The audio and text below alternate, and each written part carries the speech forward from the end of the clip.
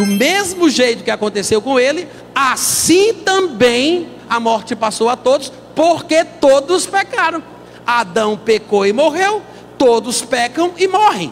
Sabe como surgiu a ideia da eleição incondicional? Antes de Agostinho ter nascido, já existia um pensamento sobre o pecado original, diferente do que veio a ser depois que Agostinho o reconceituou. Você vai perceber que essa ideia de dizer que eu sou culpado do pecado que Adão cometeu, não é bíblica. Essa era a ideia de Agostinho, que o homem nascia depravado, perdido, culpado por causa do pecado de outra pessoa. Só que o texto de Romanos 5,12 diz exatamente o contrário. Olha o que o texto diz: assim como por um só homem entrou o pecado no mundo, e pelo pecado a morte, assim também a morte passou a todos os homens, porque todos pecaram. Do mesmo jeito que aconteceu com ele, assim também a morte passou a todos, porque todos pecaram.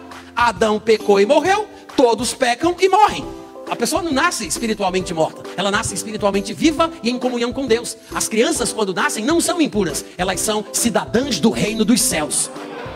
O corpo vem dos pais, mas o espírito vem de Deus. É por isso que lá em Hebreus capítulo 12, versículo 9, diz que Deus é o pai dos espíritos. Vocês estão me ouvindo, gente? Uma criança que morre com uma idade muito nova, antes de ter as faculdades racionais exercitadas para discernir o bem e o mal, que não sabe o que é certo e o que é errado, se uma criança dessa morrer, gente, pelo amor de Deus, ela vai para o céu. É claro que ela vai para o céu. Porque quando a criança nasce, ela nasce espiritualmente viva. Ela peca, morre, aí depois precisa nascer de novo espiritualmente. Porque a vida que ela tinha no seu espírito foi perdida quando ela se tornou filha de Satanás. É por isso que é chamado de um novo nascimento. Então as crianças não nascem espiritualmente mortas, como Agostinho inventou. Só que Agostinho fez o seguinte: ele disse, mas se a gente batizar essas crianças antes mesmo delas morrerem, elas vão para o céu. Porque Agostinho achava que o batismo salvava e dava o Espírito Santo. Então, toda criança tinha que ser batizada para ser salva, compulsoriamente, né? Como o calvinismo prega, inclusive. A salvação por compulsão, né? Por determinação e arbitrariedade divina. Aí, o que aconteceu? Alguns filhos de pais evangélicos nasciam com doenças graves. E a criança, sem ter certeza se ia viver ou morrer, estava muito mal, muito doente, e os pais preocupados com a salvação eterna da criança, porque Agostinho tinha ensinado que se não fosse batizado e morresse antes ia para o inferno, os pais corriam para a igreja, para Agostinho, para os bispos batizarem a criança. Só que a situação às vezes não permitia que isso acontecesse. A criança acabava morrendo no meio do caminho, não dava tempo do bispo chegar, de batizar a criança, e a criança morria sem ter sido batizada. O que aconteceu com ela, de acordo com o pensamento de Agostinho, foi para o inferno. Pode não ser o pior dos infernos, mas foi para o inferno Kids, né? Limbus infantum. Ficou lá naquele inferno lá.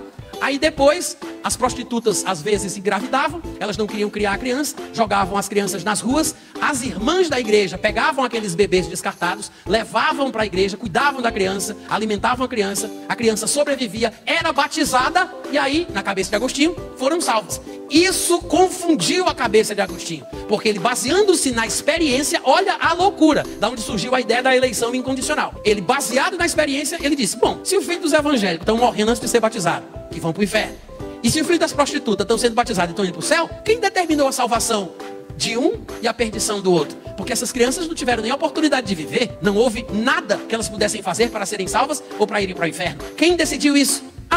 Foi Deus. Sabia que foi com base nisso que Agostinho inventou essa ideia de dizer que é Deus quem decide quem vai para o céu e quem vai para o inferno?